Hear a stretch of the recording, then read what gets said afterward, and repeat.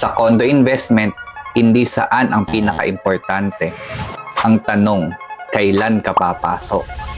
Most buyers focus agad sa location. Gusto nila develop na, kompleto na, sikat na yung area. But here's the reality. Kapag fully developed na ang isang lugar, you are already paying a premium. Take Nuvali as an example. It's not just a location. It's a growing state with a continuous development. Right now, may opportunity pa na 15K per month lang yung entry. Especially for our pre-selling units.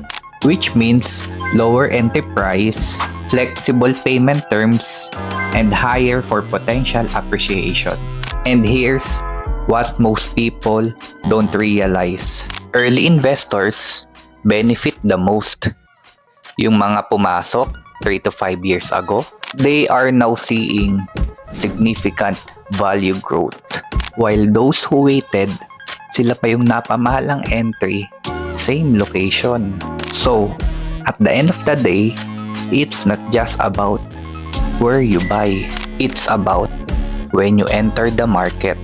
If you want to see a sample computation in Nuvali, send me a message. I'll assist you step by step. In real estate, you don't lose by buying. You lose by waiting too long.